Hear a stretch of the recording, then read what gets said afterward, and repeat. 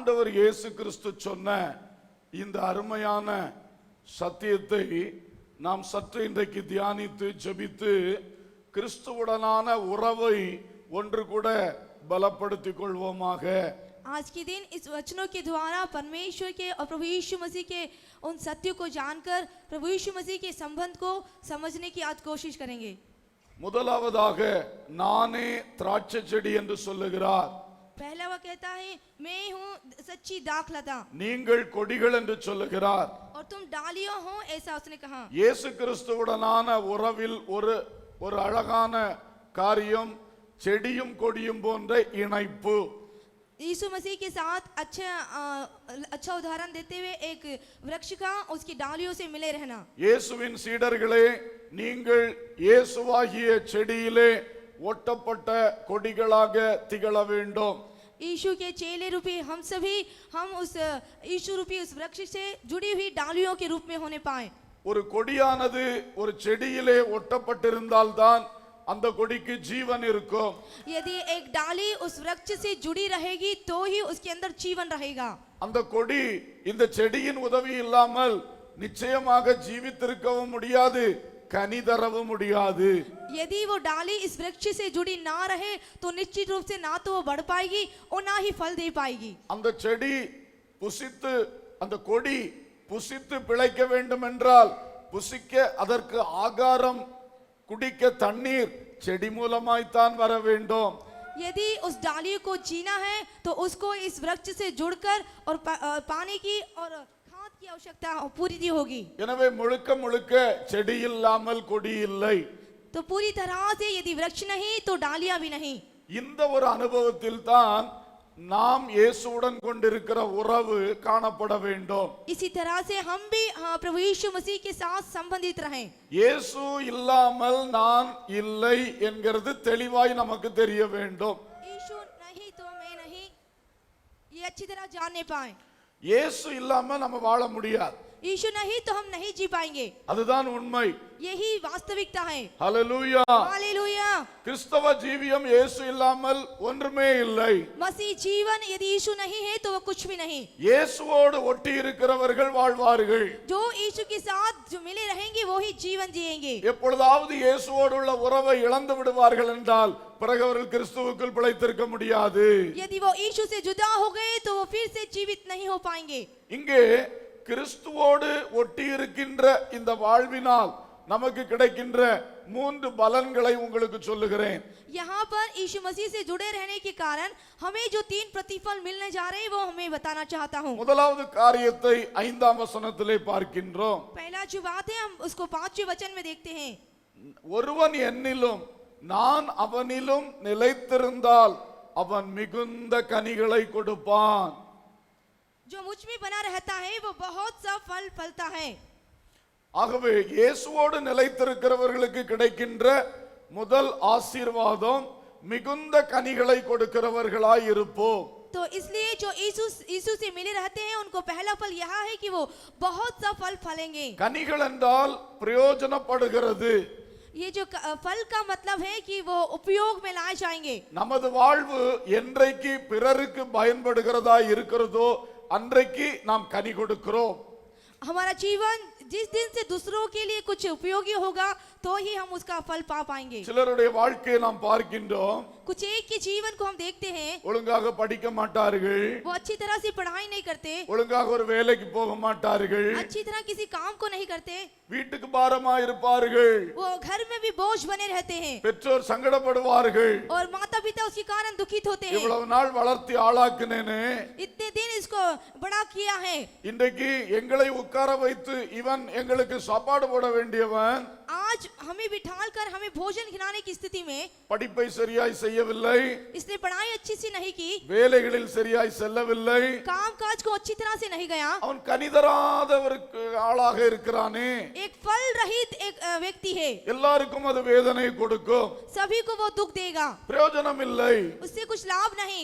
இந்த மாதிரி ஒருவரும் இருக்கக்கூடாது. इस तरह से हरगिज किसी को नहीं होना நம்முடைய चाहिए. குடும்பத்திற்கு நாம் கனி தர வேண்டும். हमें अपने परिवार को फल देना चाहिए. நம்முடைய இயேசுவுக்கு நாம் கனி தர வேண்டும். हमें अपने यीशु को फल देना चाहिए. இயேசுடைய ராஜ்யமாகிய சபைக்கு கனி தர வேண்டும். यीशु के राज्य रूपी इस मंडली को भी हमें फल देना சில चाहिए. கனிகள் நம்மிடத்திலிருந்து வெளிப்பட்டு கொண்டிருக்க வேண்டும். कुछ एक फल हमसे प्रकट होने चाहिए. கனி இல்லாமல் இருக்கிறது மிக சங்கடமான ஒரு காரியம். यदि फल नहीं रहे तो ये बहुत दुखदायी बात है. இன்னைக்கு உங்கள் வாழ்க்கை எப்படி இருக்கிறது என்று சிந்தித்து பாருங்கள்.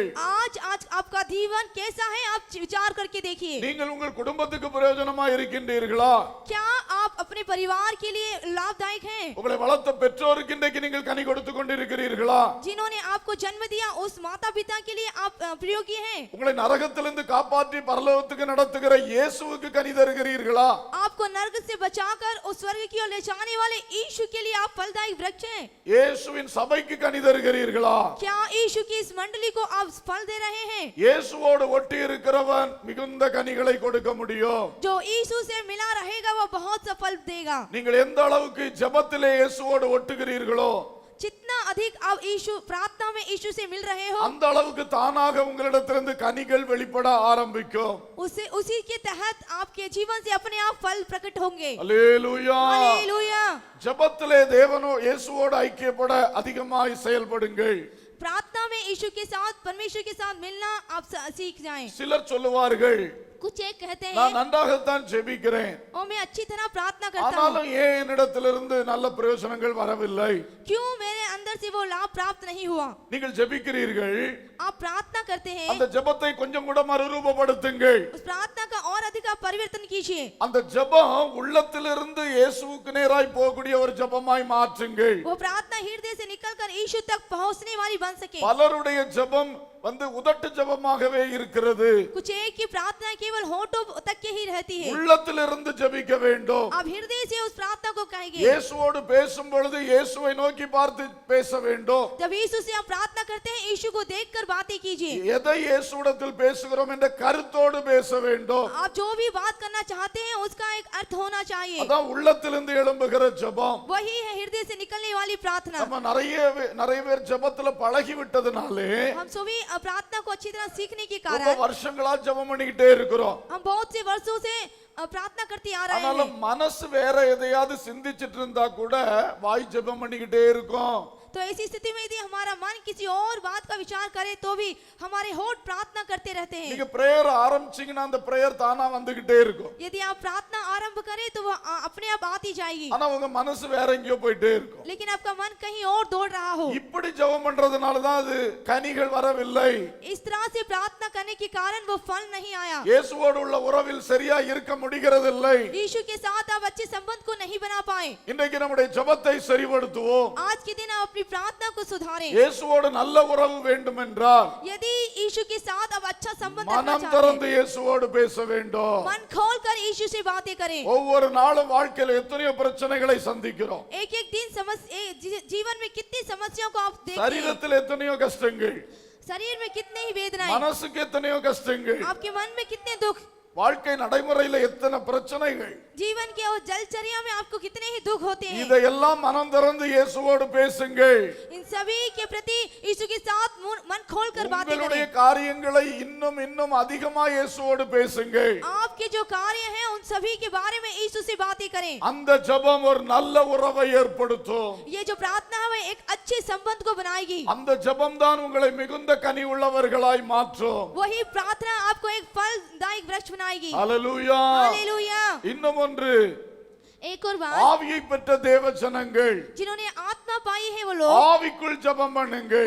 आत्मा में प्रार्थना करें. சில வேளை கருத்தாக ஜெபம் பண்ணுங்கள். कुछ एक समय अच्छी बुद्धि के साथ प्रार्थना करें சில வேளை ஆவிக்குள் ஜெபம் பண்ணுங்கள். और कुछ एक समय आत्मा में प्रार्थना करें. ரெண்டு விதமாகவும் மாறி மாறி ஜெபம் பண்ணுங்கள். दोनों तरह से आप प्रार्थना करें. நாம் கண்களை மூடி ஆவிக்குள் ஆகும்போது जब हम आंखें बंद कर आत्मा में आ जाते हैं இயேசுடைய பிரசன்னத்தை அனுபவிக்க முடியும். यीशु की उपस्थिति हम अनुभव कर पाएंगे. இயேசுவோடு உள்ள உறவை இன்னும் அனுபவிக்க முடியும். यीशु के साथ जो हमारा संबंध है हम और अधिक पा पाएंगे. அடிக்கடி ஆவிக்குள்ளாகிற பழக்கம் இருந்தால் यदि बार बार हम आत्मा में आ जाए आदत होने நாம் पर இன்னும் இயேசுவின் உறவில் பலப்படுவோம். हम और भी यीशु के संबंध में बलवंत होंगे. இந்த ஆவிக்குள்ளாகிறது என்றால் என்ன?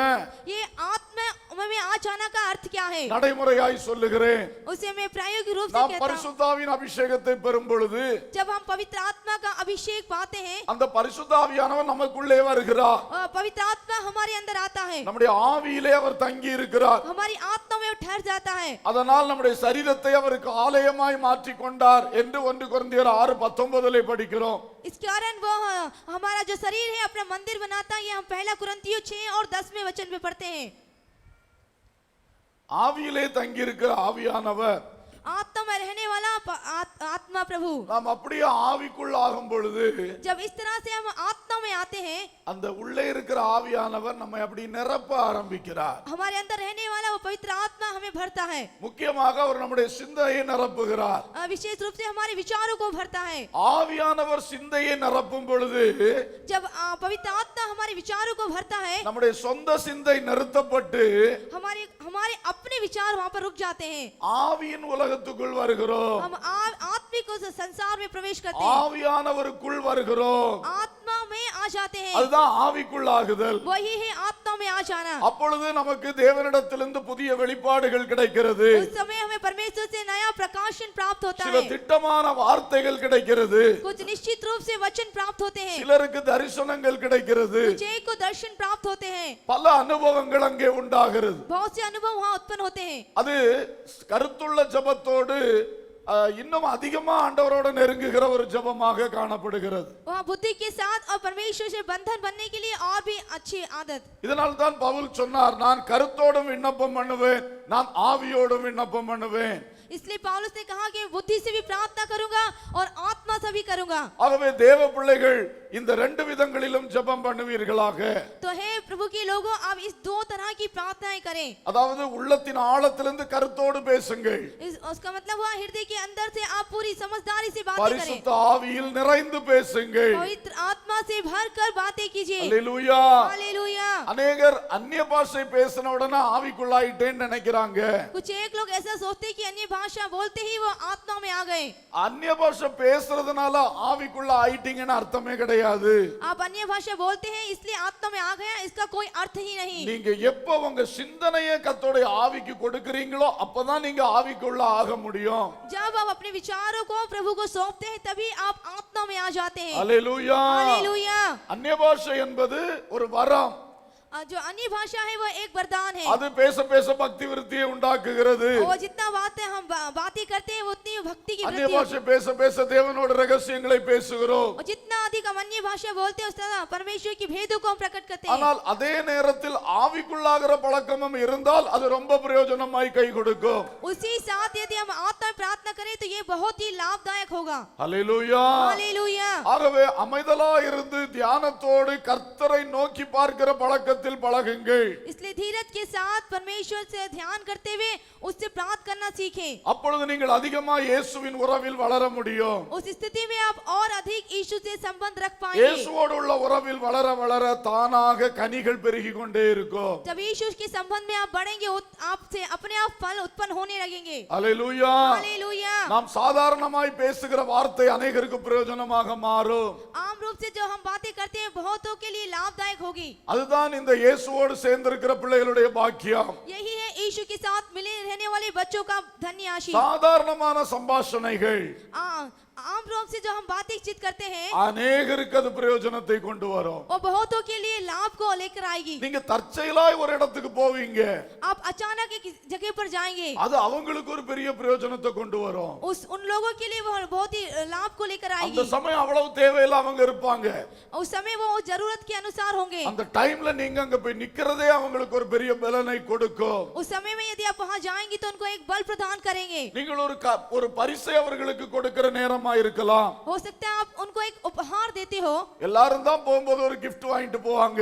सभी जाते समय एक गिफ्ट लेकर जाते हैं। ஆனா நீங்க கொண்டு கொடுக்கிற பொருள் அவர்களுக்கு ரொம்ப பிரயோஜனமானதாக இருக்கும். लेकिन आप जो उपहार दे रहे हैं उनके लिए बहुत ही लाभदायक होगी। திடீரென்று ஒருவரை விசாரிப்பீர்கள். अचानक से को आप उनकी सुधि लेंगे। ஒரு ஞாபகம் வருகிறது, ஒரு போன் பண்ணி விசாரிக்கிறீர்கள். यदि आपको किसी की याद आ गई और आप फोन पर आपने उससे बातें की, எத்தனையோ பேர் விசாரிக்கலாம். कितने लोग उसकी सुधि रखते இந்த होंगे। இயேசுவோடு இருப்பவர்கள் ஒரு வார்த்தை விசாரிப்பது அன்னைக்கு ரொம்ப பிரயோஜனத்தை கொடுக்கும். जो यीशु के साथ रहते हैं उस दिन यदि उससे बातचीत हुई तो ये बहुत लाभ को लेकर आएगी। இப்படி நம்மை அறியாமலே நாம் கனி கொடுத்து கொண்டிருப்போம். इस तरह से हम ना जानकर भी दूसरों को फल देते रहेंगे। அல்லேலூயா. हालेलुया। ஒரு கனி ரெண்டு கனி இருந்தனா அது ரொம்ப பார்வைக்கு தெரியும், என்னமோ பெரிய விஷயம் மாதிரி தெரியும். यदि एक और दो फल हो तो ये सभी के दिखने में बड़ा होगा। ஆனா ஒரு மரத்துல கனிகளால் நிறைந்திருந்தா அதுல இருந்து கனிகள் போய் கொண்டிருப்பது அதுக்கே தெரியாம இருக்கும். यदि एक वृक्ष में पूरे वृक्ष भरे फल रहे तो यदि उससे एक फल बाहर जाए तो वृक्ष को ही नहीं मालूम होगा। அல்லேலூயா. हालेलुया। அப்படிப்பட்ட கனிமரமாய் நாம் மாற வேண்டும். इस तरह से एक फलदायक वृक्ष हम बन पाए, மிகுந்த கனிகளை கொடுக்க வேண்டும். बहुत सा फल देने पाए। ஒருவேளை ஒரு சூழ்நிலை வந்து நம்மை ஒரு உலுக்கி விட்டது என்று வைத்துக் கொள்வோம். हो सकता है यदि एक स्थिति में आने पर आपको कोई हिला कर रख दे। கனிமரத்தை உலுக்கினால் என்ன நடக்கும்? यदि फलदायी वृक्ष को हिलाने लगे तो क्या होगा? என்ன நடக்கும்? क्या होगा? கனிகள் தான் விழும். उससे फल ही गिरेंगे। அல்லேலூயா. हालेलुया। இயேசுவோடு சேர்ந்திருக்கிற பிள்ளைகளுக்கு பிரச்சனை வந்தால், यीशु के साथ जो मिले हुए यदि उनके जीवन में समस्या आए, நம்மை போட்டு உலுக்கினால் यदि हमें कोई हिला कर रख दे கனிகள் தான் விழும். तो उससे फल ही आएंगे। அல்லேலூயா. हालेलुया। நம்ம மேல ஒருத்தன் கல் எறிஞ்சான்னா यदि कोई हम पर पत्थर फेंके என்ன விழும்? तो क्या गिरेगा? கனிகள் தான் விழும். फल ही गिरेंगे। அல்லேலூயா. हालेलुया। வார்த்தையாகிய கல்லுகளை எறிவார்கள், बातें रूपी पत्थरों को फेंकते हैं, நிந்திப்பார்கள், हमारी निंदा करते हैं, கேவலமா பேசுவாங்க, बुरी बुरी बातें कहते हैं, பொய்யெல்லாம் சொல்லுவாங்க, हमारे विरुद्ध में झूठी बातें बोलते हैं, ஜோடிச்சு பேசுவாங்க, दूसरों से मेल खाकर बोलते हैं, இணைச்சு பேசுவாங்க, मिलाकर बोलते हैं, என்னெல்லாம் பேசுவாங்க. क्या क्या बोलते हैं, காணாததை கண்டது போல பேசுவாங்க. जो नहीं देखा वो देखी हुई की समान। என்ன பேசினாலும் जो भी बात करें, அந்த வார்த்தையாகிய கல்லுகள் உங்க மேல வரும் பொழுது, जब बातें रूपी पत्थर आप पर आने पर, நீங்க இயேசுவோடு சேர்ந்திருக்கிற பிள்ளைகளாய் இருந்தால் यदि आप यीशु से मिले हुए एक बच्चे होने पर உங்க கிட்ட இருந்து கனிகள் தான் விழுந்துட்டே இருக்கும். आपसे फल ही आते रहेंगे। இதுதான் ஒரு ஆசீர்வாதமான கிறிஸ்தவ வாழ்வு, यही है एक आशीष रूपी मसीह जीवन, சாட்சி உள்ள வாழ்வு. एक गवाही रूपी जीवन। அல்லேலூயா. हालेलुया। தேவ பிள்ளைகள் இதை விரும்ப வேண்டும். हे प्रिय लोगों, आप इसे बहुत ही चाहें। என்கிட்ட இருந்து கனிகள் தான் போகணும். मेरे जीवन से फल ही मिलने पाए, நான் முள்ளு செடியா இருக்க கூடாது. मैं कांटों का वृक्ष ना होने पाऊं, என்கிட்ட வருகிறவன் காயப்பட்டு போக கூடாது. जो भी मेरे निकट आते हैं वो घाव ना पाए, என்கிட்ட வருகிறவன் கனி புசித்து தான் போகணும். मेरे पास जो आता है फल खाकर जाने என்னை पाए। கனிமரமாய் மாற்றும் ஆண்டவரே. ओ मुझे फलदायक वृक्ष में बनाइए प्रभु। அல்லேலூயா. हालेलुया। இப்படிப்பட்ட வாஞ்சை பெருகட்டும். इस तरह की चाहत हमारी बढ़ने पाए, இயேசுவோடு சேர்ந்திருங்கள், यीशु से मिले रहे, அவரில் நிலைத்திருங்கள், उसमें बने रहे மிகுந்த கனிகளை கொடுப்பீர்கள். तो बहुत सफल लाओगे। இன்னொன்னு செய்வாராம். एक और बात करेगा। 3ஆம் வசனம் பாருங்க. तीसरा वचन देखिए, 2ஆம் வசனம் கடைசி பகுதி பாருங்க. दूसरा वचन अंतिम भाग। கனி கொடுக்கிற கொடி எதுவோ फल देने वाली डाली அது அதிக கனிகளை கொடுக்கும்படி அதை சுத்தம் பண்ணுகிறார். उसे और अधिक फल देने के लिए छांटा जाता है। அல்லேலூயா. हालेलुया। இந்த கனி கொடாத கொடியை சுத்தம் பண்ணி நேரத்தை வேஸ்ட் பண்ண மாட்டார். वो ये फल नहीं ही दे इसके लिए वो अपने समय को बर्बाद नहीं करेगा। ஆனா ஒரு கொடி கனி கொடுக்க தொடங்கி விட்டால், यदि एक दाखलता फल देना उत्पन्न करे, தேவனுக்கு அது மேல நம்பிக்கை வந்துரும். परमेश्वर को उसके ऊपर आशा आ ஓ जाएगी। என் பிள்ளை 2-3 கனியை கொடுத்துட்டானே, ओ मेरा बेटा है 2-3 फल दे दिया இனி है, இவனை அதிக பிரயோஜனம் உள்ளவனா மாற்றணும். इसे और भी दायक फलदायक बनाऊंगा, இனி இவள அதிக கனிகளை கொடுக்க வைக்கணும். इससे और भी अधिक फल उत्पन्न होए। அப்படி அவருக்கு ஆசை வந்துருது. इस तरह की आशा उसमें आ உடனே जाएगी। அவர் சுத்தம் பண்றதுக்கு வந்துடுறார். तुरंत वह हमें शुद्ध करने आ जाएगा। சுத்தம் பண்ணுவார். जब वो शुद्ध करेगा, எப்படி சுத்தம் பண்ணுவாரா? वो कैसे हमें छांटेगा? 3ஆம் வசனம், तीसरा वचन, நான் உங்களுக்கு சொன்ன உபதேசத்தினாலே நீங்கள் இப்பொழுதே சுத்தமா இருக்கிறீர்கள். तुम जो उस वचन के कारण जो मैंने तुमसे कहा है शुद्ध हो। அப்ப உபதேசத்தை தந்து தந்து நம்மை சுத்திகரிக்கிற தேவன். तो वो अपने वचनों को वचन रूपी उपदेश को देकर शुद्ध करने वाला ஆமென். परमेश्वर। அல்லேலூயா. हालेलुया। யாருக்கு உபதேசம் தருவார்? ये किसको उपदेश देता है? கொஞ்சம் கனி கொடுக்கிறவனுக்கு. जो फल देता है उन्हें அவன் அதிக கனி கொடுக்கும்படி वो और अधिक फल देने पाए அவனை इसलिए சுத்திகரிப்பதற்காக उससे उसको शुद्ध करने के लिए அவர் உபதேசத்தை தருவார். वह उपदेश देता है ஹalleluya. हालेलुया நீங்க பைபிள் வாசிக்கும் பொழுது உபதேசம் வெளிப்படும். जब आप बाइबल वचन को पढ़ते हैं उस समय आप वहां पर उपदेश को पाएंगे எல்லாரும் பைபிள் வாசிக்கும் பொழுது உபதேசம் வெளிப்படாது.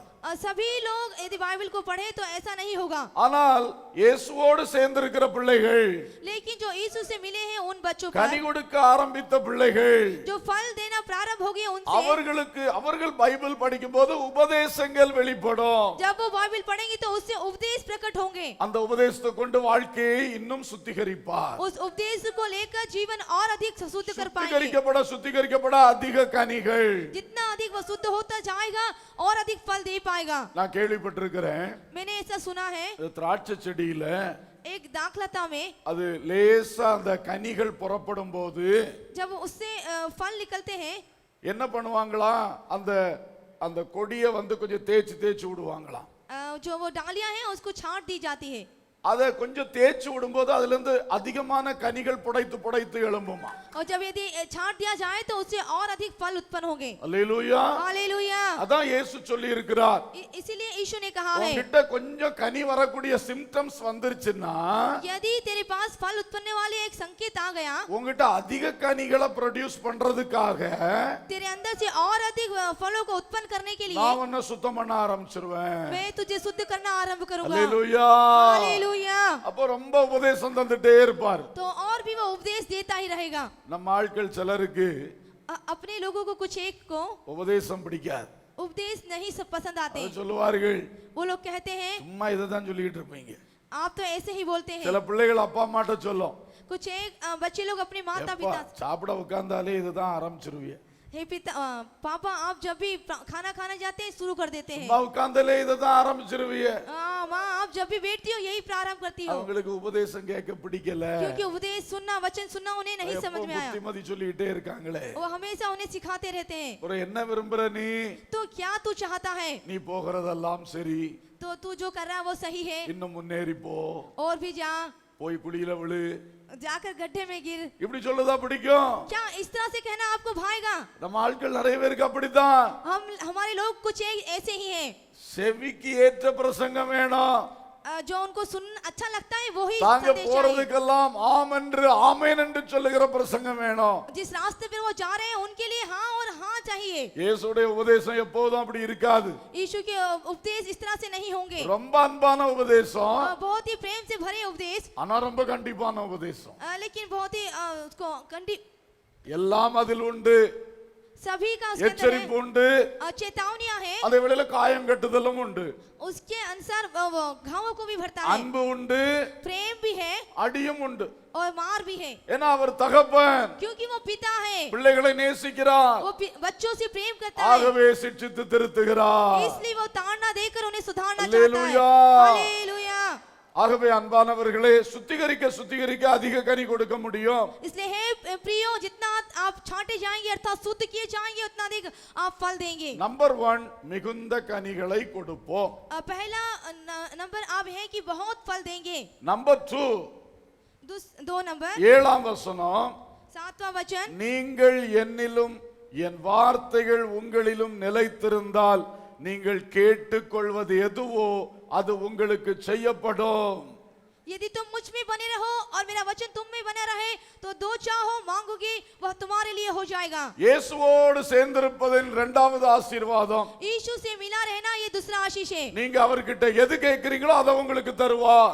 आप उससे जो मांगते हैं वो आपको देगा. உங்கள் ஜெபம் கேட்கப்படும், आपकी प्रार्थना सुन ली जाएगी, உங்கள் ஜெபத்துக்கு பதில் வரும், आपकी प्रार्थना का उत्तर आएगा, நீங்கள் கேட்டது உங்களுக்கு அருளப்படும். जो आपने मांगा है आपको दिया जाएगा. இது மாபெரும் ஆசீர்வாதம். एक बड़ी आशीष है. ஹalleluya. हालेलुया கைகளை உயர்த்தி சொல்லுவோம், ஹalleluya. हालेलुया ஒரு முறை கூட சொல்லுவோம், ஹalleluya. हालेलुया. இன்னைக்கு अनेகர் வருத்தப்படுறாங்க, நான் ஜெபிக்கிறது கேட்கப்படலையே.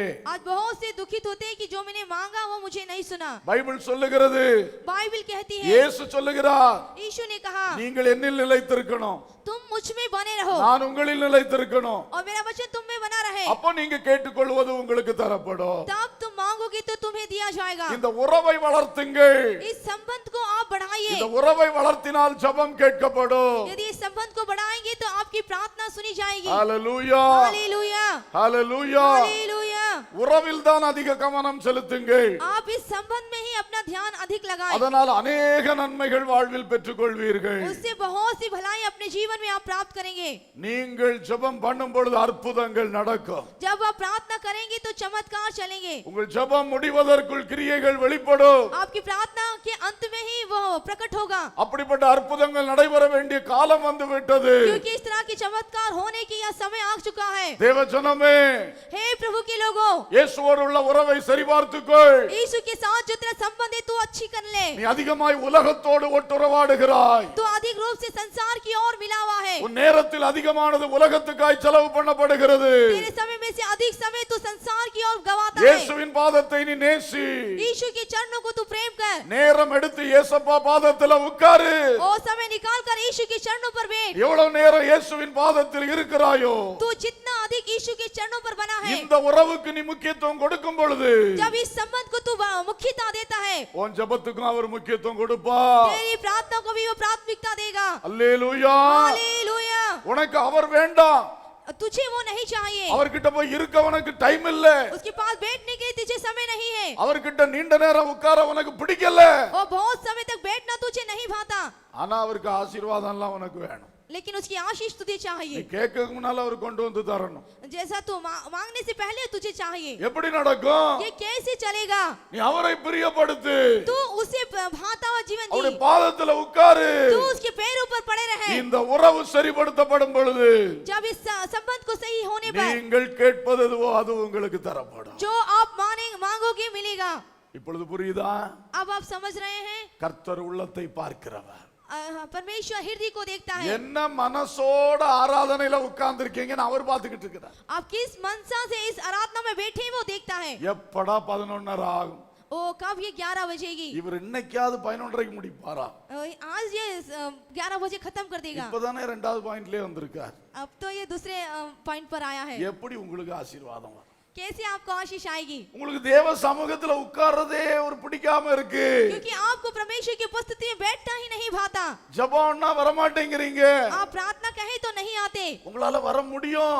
आप आ सकते हैं, அப்படிப்பட்டவர்கள் கூட வரல. लेकिन तो भी नहीं आए। இதெல்லாம் அவருக்கு நல்லா தெரியும். ये सब उसको मालूम है। ஆஹா, உனக்கு நான் வேண்டாம், ओहो तुझे मैं नहीं चाहिए, நான் தாரது மட்டும் வேணும். ओ जो मैं चाहता हूँ वही चाहिए। Praise the Lord. हालेलुया। இந்த மாதிரி நம்ம இருக்க கூடாது. इस तरह से हमें नहीं चाहिए। ஆண்டவர் பாதத்துல உட்கார்ந்து சந்தோஷமா மாறணும். परमेश्वर के चरणों में बैठना ये हमारे लिए बहुत खुश की बात होने पाए। சிலருக்கு உண்மையில சந்தோஷமா இல்ல. सभी को वास्तविकता में खुश அதனால नहीं இனி है। போய் ஒரு மாய்மாலம் காட்ட வேண்டாம். लेकिन आपसे अब उस कपट को ना அவருக்கு जाए, நல்லா தெரியும். அவருக்கு क्योंकि उसे सब कुछ माला है। உண்மையை சொல்லுவோம். आपकी सच्चाई को அப்பா, बताएं। நான் உங்க உறவை இழந்துட்டேன்ப்பா. हे पिता, मैं उस संबंध को खो चुका हूँ। எனக்கு இன்னைக்கு உங்க பாதத்துல உட்காரணும்னாலே கொஞ்சம் கஷ்டமா தான் இருக்கு ஆண்டவரே. अब मैं आपकी चरणों पर बैठूं ये मुझे बहुत ही दुखता समय लगता है। என் ஃப்ரெண்ட்ஸ் கிட்ட உட்கார்ந்தா ஜாலியா இருக்கு ஆண்டவரே. ओ मैं अपने फ्रेंड्स के साथ बैठता हूँ तो मुझे बहुत खुशी होती है। டைம் போறதே தெரியாம நாங்க பேசிட்டு இருக்கோம். समय कैसा जाता है मुझे मालूम नहीं पड़ता। ஒரு டீ குடிப்போம், ரெண்டாவது டீ குடிப்போம், மூணாவது டீயும் குடிப்போம். एक चाय पीने पर दूसरी चाय और तीसरी चाय भी पी जाते हैं। ஆனா இயேசு பாதத்துல உட்கார்ந்தா மட்டும் लेकिन यीशु के चरणों पर बैठने पर இந்த கிளாக்க ஒரு 10-15 முறை பார்ப்போம். इस घड़ी को आप 12 से 15 मिनट तक देखते रहेंगे। அத போட்டு தான் இவருடைய ஜெபம். उसको देखते ही इनकी प्रार्थना है। இன்றைக்கு அந்த மனம் மாறட்டும். आज यह आपकी मनसा बदलने पाए। தவறை உண்மையா இயேசுவிடத்தில் அறிக்கை செய்வோம். आपकी जो गलती है आप सच्चाई से मान ले। அவர் தம்முடைய பிரசன்னத்தை தருவார். वो आप अपनी उपस्थिति देगा। அந்த உறவை மறுபடியும் உயிர்ப்பித்து தருவார். वो जो संबंध है फिर से जिला उठाएगा। ஹல்லேலூயா. हालेलुया। உண்மை சொன்னா வருத்தப்பட மாட்டார். यदि मैं सही कहूं तो आप दुखित ना होंगे। மாய்மாலம் அவருக்கு பிடிக்காது. उसको कपट भी कोई भी समझ உண்மையை नहीं है। சொல்லி உறவை புதுப்பித்துக் கொள்வோமாக. आप सच्चाई कहकर उस संबंध को नया कर लें। உங்க குடும்பத்துல இன்னைக்கு எவ்வளவு காரியம் நடக்க வேண்டியது இருக்கிறது. आपके परिवार में आज बहुत से कार्य होना अवश्य है। இதுக்கெல்லாம் நீங்க ஜெபித்தா உடனே தருவேன்னு சொல்லி இருக்கிறாரு. इस सभी के लिए यदि आप प्रार्थना करें तो तुरंत देंगे वो कहता அப்ப है। இயேசுவோடு உள்ள உறவு உங்களுக்கு எவ்வளவு நன்மைகளை கொண்டு வரும். तो यीशु के साथ की जो संबंध है आपको कितनी भलाई उत्पन्न करेगा। இந்த உறவை உடனே சரிப்படுத்துங்கள். यह है जो संबंध है आप तुरंत उसको सही करें। ஹalleluya. हालेलुया।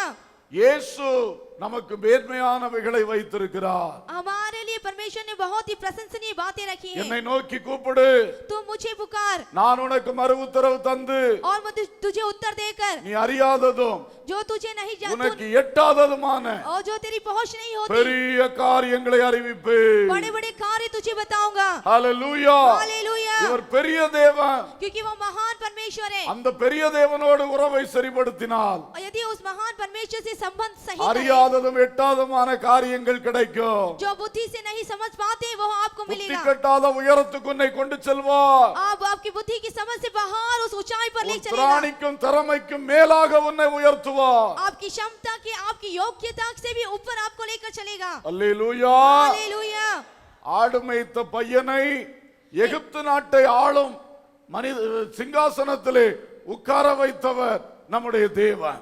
भेड़ चराने वाला एक लड़के को उस मिस्र के सिंहासन पर बिठाने वाला हमारा परमेश्वर। யோசேப்பு ஆடு மேய்த்துக் கொண்டிருந்தவன். यूसुफ जो है भेड़ों को चरवाही करता था। மேய்ப்பனின் குடும்பத்திலே பிறந்து வளர்ந்தவன். वो चरवाहों के परिवार में जन्मा था। அந்நிய தேசமாகிய எகிப்திலே பிரதான மந்திரியாய் மாற்றி வைத்திருக்கிறார். वो परदेश रूपी मिस्र में प्रधानमंत्री के रूप में उत्पन्न आया। அதுக்காக படிச்சானா?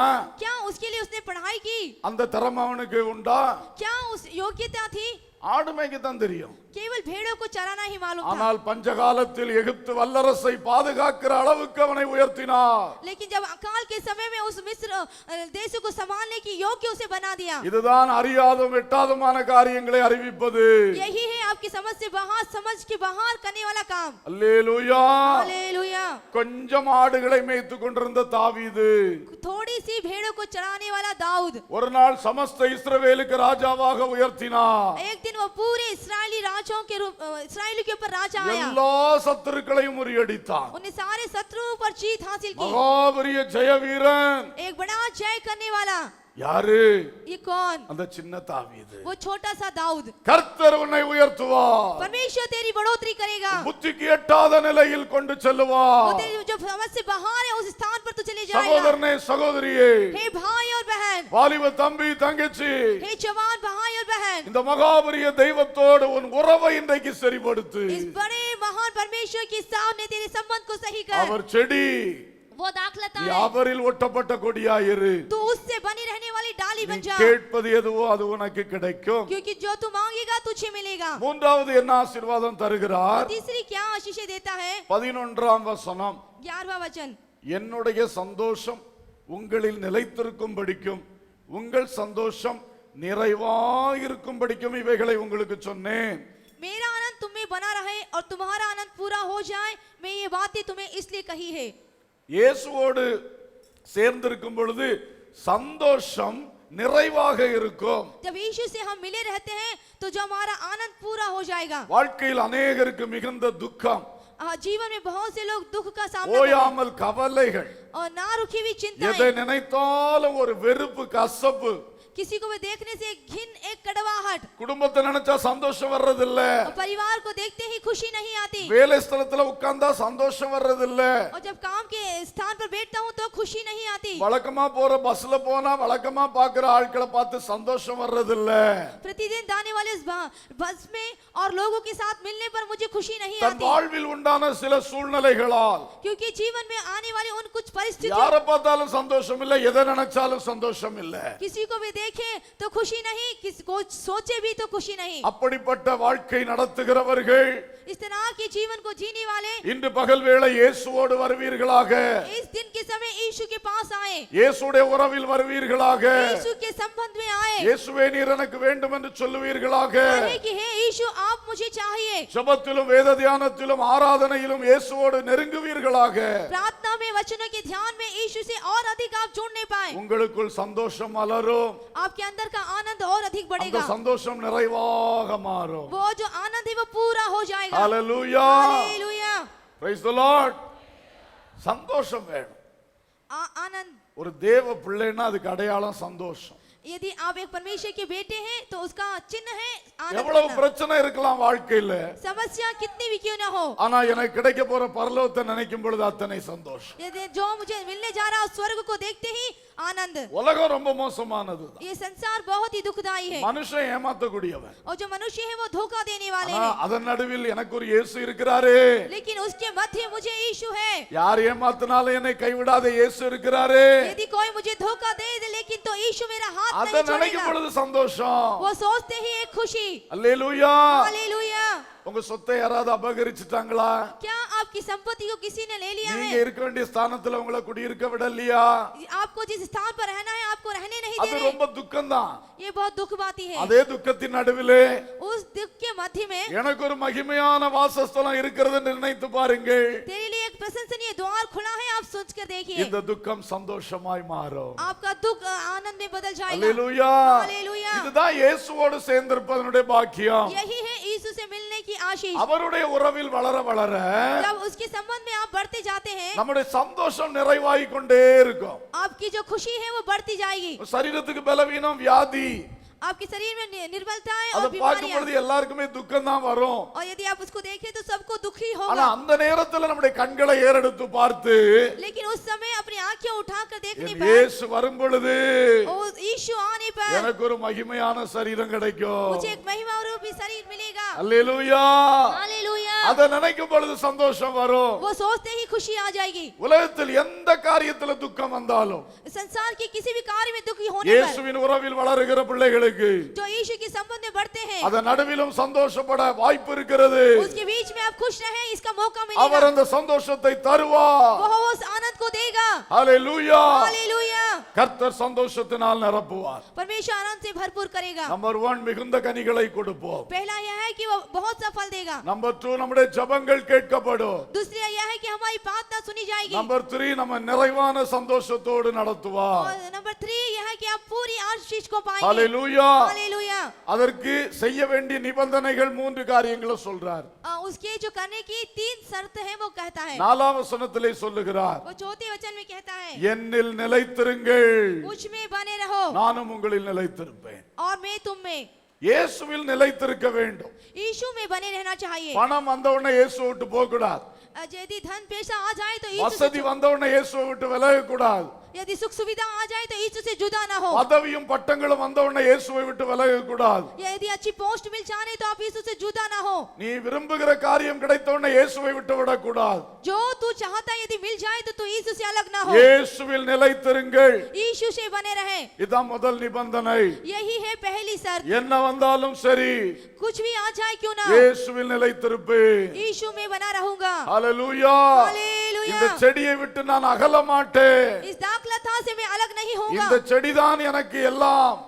यह दाखलता ही मेरे लिए सब कुछ है। அப்படியே இயேசுவில் நிலைத்திருங்கள். वैसे ही आप यीशु में बने रहे। ஆமென். आमीन। இரண்டாவது காரியம் दूसरी बात 9ஆம் வசனத்துல சொல்றாரு, वो 9वें वचन में कहता है என்னுடைய அன்பிலே நிலைத்திருங்கள்.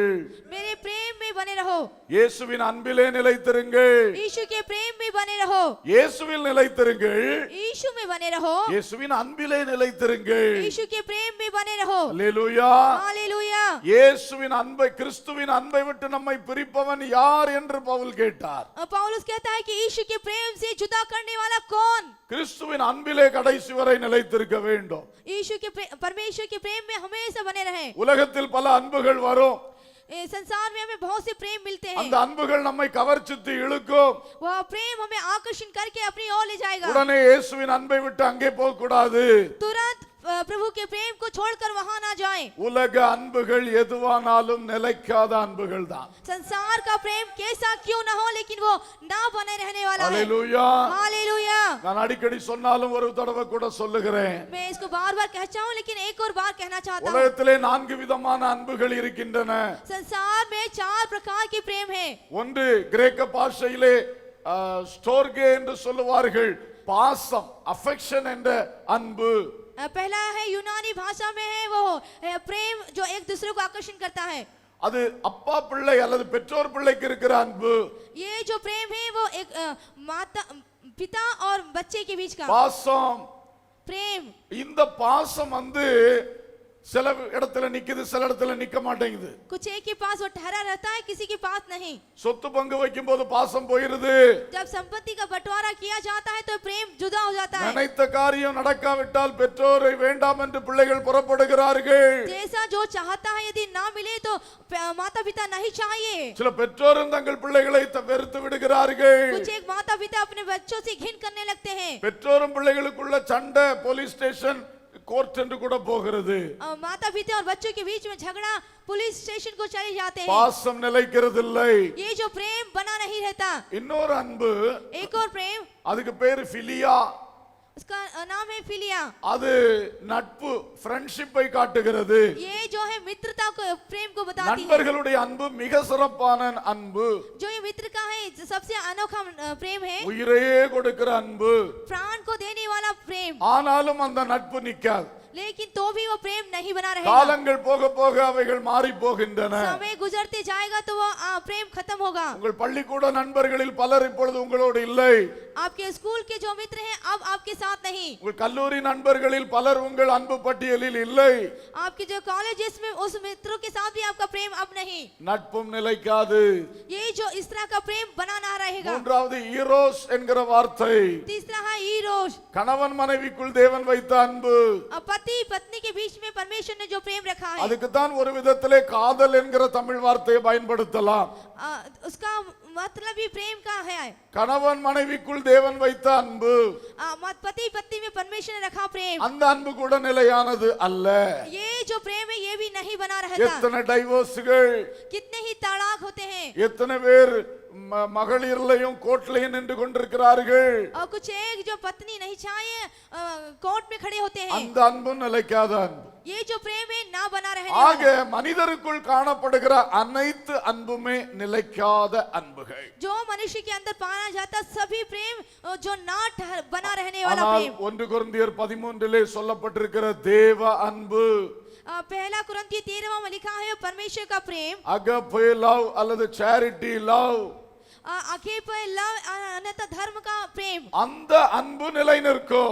ये जो प्रेम है वो बना रहेगा। அது தேவன் அன்பாகவே இருக்கிறார் என்று சொல்லப்பட்டது அந்த தேவனிடத்திலிருந்து வருகிற அன்பு. क्योंकि परमेश्वर प्रेम है, वो परमेश्वर से आने वाला प्रेम। அந்த அன்பை பரிசுத்தாவியின் மூலம் நமக்கு தருகிறார். वो जो प्रेम है वो पवित्र आत्मा के द्वारा देता है। அந்த அன்பிலே நிலைத்திருங்கள் என்று இயேசு சொல்லுகிறார். उस प्रेम में बने रहे यीशु कहता है। நீ தேவனிடத்திலிருந்து பெற்ற அன்பிலே நிலைத்திரு. तू जो यीशु से मिला है उस प्रेम में बना रहे। உலகத்திலே திடீர்னு அஃபெக்ஷன் தன் தலையை காட்டும். संसार का प्रेम अचानक से सिर दिखाएगा। ஃப்ரெண்ட்ஷிப் வந்து தன் தலையை காட்டும். जो फ्रेंडशिप है वो सिर दिखाएगी, அது நல்லது. वो अच्छी है। அதுக்காக இயேசுவின் அன்பை விட்டு விலகாதீங்க. लेकिन उसके लिए तो यीशु के प्रेम से जुदा ना हो। இத நம்பி அதை விட்டுறாதீங்க. तो इसकी आशा रखकर उसे ना छोड़। அரசனை நம்பி புருஷனை கைவிட்டான்னு உலகத்துல சொல்லுவாங்க.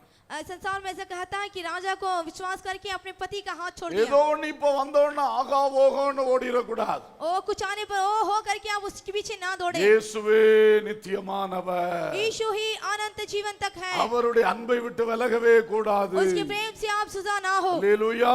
हालेलुया। மூன்றாவது நிபந்தனை, तीसरी शर्त 10வது வசனம், 10वां वचन, நீங்களும் என் கற்பனைகளை கைக்கொண்டிருந்தால் என்னுடைய அன்பிலே நிலைத்திருப்பீர்கள்.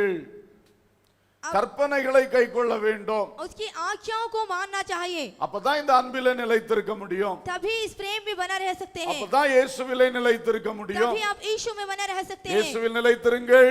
यीशु में बने रहें। இயேசுவின் அன்பில் நிலைத்திருங்கள். यीशु के प्रेम में बने रहो। இயேசுடைய கற்பனையில் நிலைத்திருங்கள். यीशु की आज्ञाओं में बने रहो। வசனத்தின் உபதேசத்துக்கு நம்ம கீழ்ப்படியணும். वचन और उपदेशों को हमें मानना चाहिए। உபதேச சட்டம் என்று ரோமர்ல எழுதி இருக்கிறது. रोमियो में उपदेश के जो नियम लिखे हुए हैं, மனம் திரும்புங்கள், मन फिराओ, ஞான ஸ்நானம் பெறுங்கள், बपतिस्मा लो பரிசுத்தாவின் அபிஷேகம் பெறுங்கள், और पवित्र आत्मा का बपतिस्मा लो, வேறுபட்டு பரிசுத்த வாழ்வு வாழுங்கள், अलग होकर एक पवित्र जीवन அப்போஸ்தலருடைய जियो, உபதேசத்திலும் அந்யோன்யத்திலும் தரித்திருங்கள், प्रेरितों के उस सहभागिता में भाग ले, அப்பம் பிட்குதலில் தரித்திருங்கள், रोटी तोड़ने में बने रहे, ஜெபத்தில் தரித்திருங்கள். प्रार्थना में बने रहे।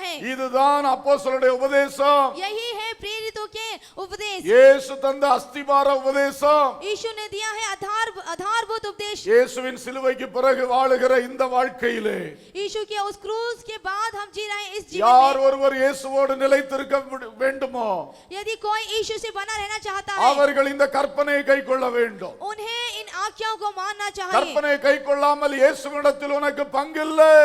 यदि तू आज्ञा को ना माने तो यीशु के साथ तेरा कोई भाग நீ नहीं। மனம் திரும்பினாயா?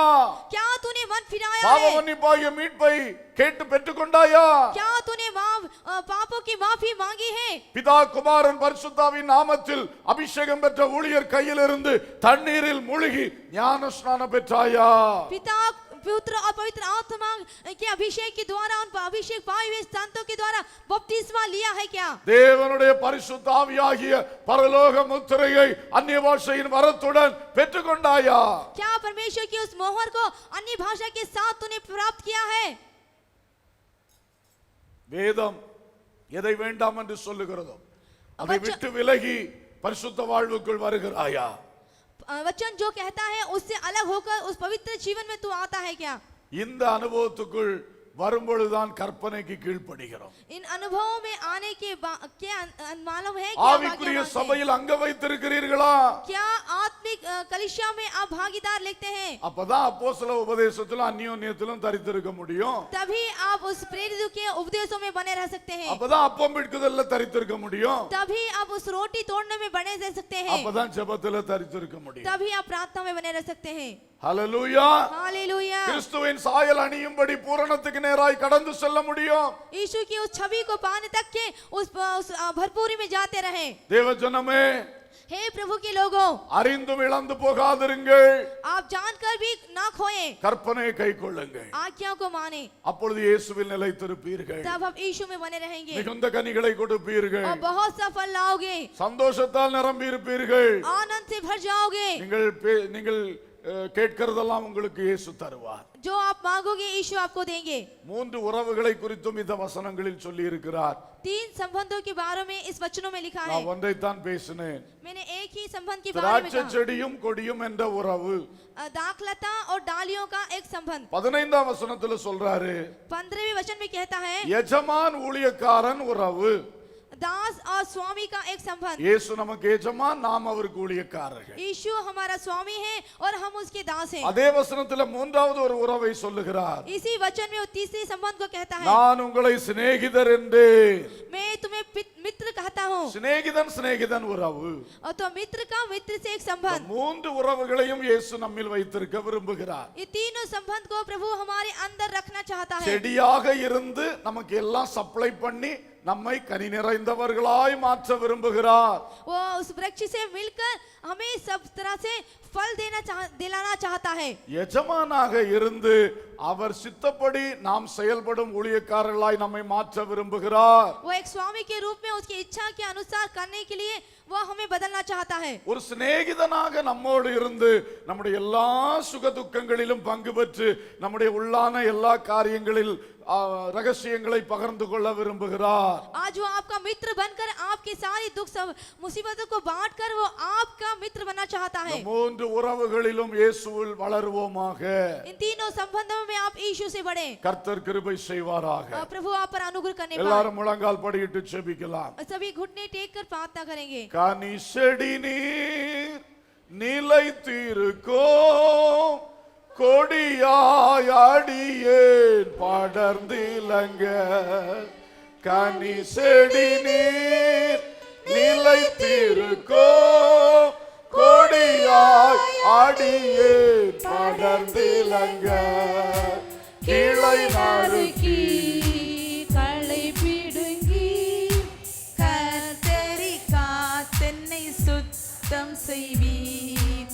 கிளை நறுக்கி களை பிடுங்கி கர்த்தரை காத்தென்னை சுத்தம் செய்வீர்.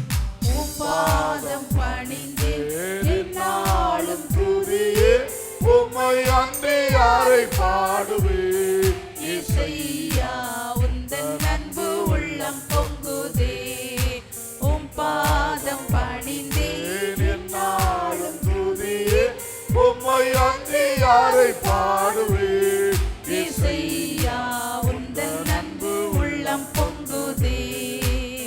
கனி செடி நிலைத்திருக்கும். ஜபமாக பாடுங்கள். இயேசுவே, கனி செடி நீர் ஆண்டவரே, உம்மில் நிலைத்திருக்கும் கொடியா என்னை மாற்றும்.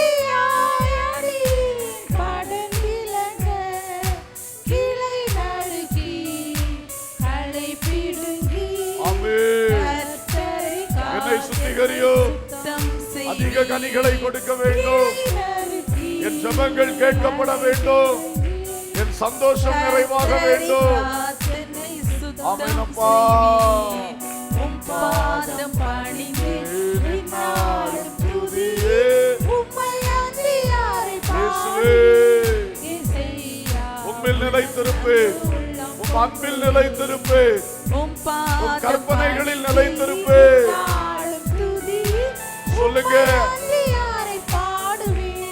செடியே, உமக்கு நான் கொடி. எஜமானே, உமக்கு நான் ஊழியக்காரன். சிநேகிதரே, உமக்கு நானும் ஒரு சிநேகிதன். ஹல்லேலூயா. Praise the lord. கரங்களை தட்டி கர்த்தரை ஸ்தோத்திரம் பண்ணலாம். ஆமென். நல்லா உதடுகளை திறந்து, உள்ளத்தை திறந்து, இந்த உறவில் என்னை வளர்த்தும் அப்பா. இன்று முதல் இந்த உறவில் வளர உதவி செய்யும் அப்பா. ஸ்தோத்திரம், ஸ்தோத்திரம், ஸ்தோத்திரம், ஸ்தோத்திரம், ஸ்தோத்திரம், ஸ்தோத்திரம், ஸ்தோத்திரம். ஹல்லேலூயா, ஹல்லேலூயா, ஹல்லேலூயா. ஆம் கர்த்தாவே, செடியாகிய உம்மிலே ஒட்டப்பட்ட கொடியாய் மாற விரும்புகிறேன். என் ஜெப வாழ்க்கையை ஆசீர்வதியோ, என் வேத தியானத்தை ஆசீர்வதியோ, ஆவிக்குரிய ஆராதனை எனக்கு ஆசீர்வதித்து தாரோ. கைகளை தட்டி ஸ்தோத்தரிப்போம். கர்த்தரிடத்தில் சொல்லுவோம்.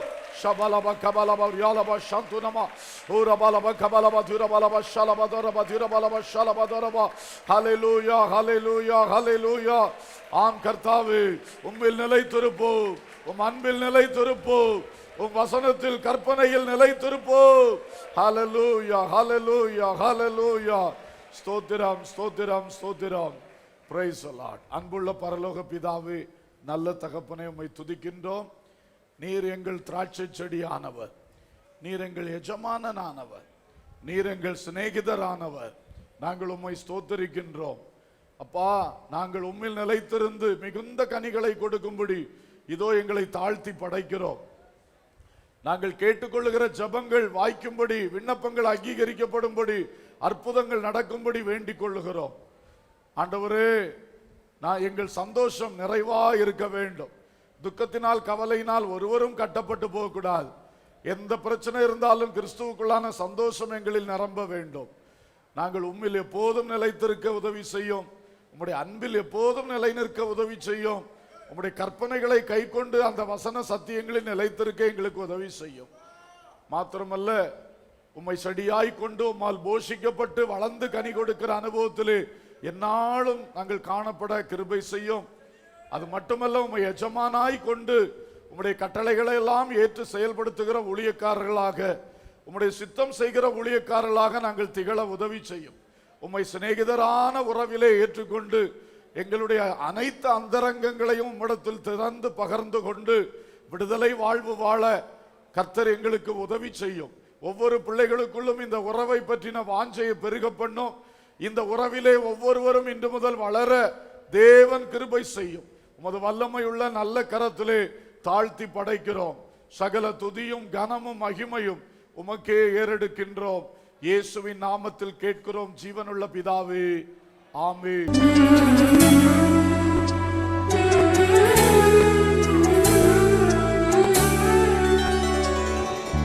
அனைத்தையும் செய்து முடிக்கும் ஆற்றல் உள்ளவரே, நீர் நினைத்தது ஒரு நாளும் தடைபடாதையா. அனைத்தையும் செய்து முடிக்கும் ஆற்றல் உள்ளவரே, நீர் நினைத்தது ஒரு நாளும் தடைபடாதையா.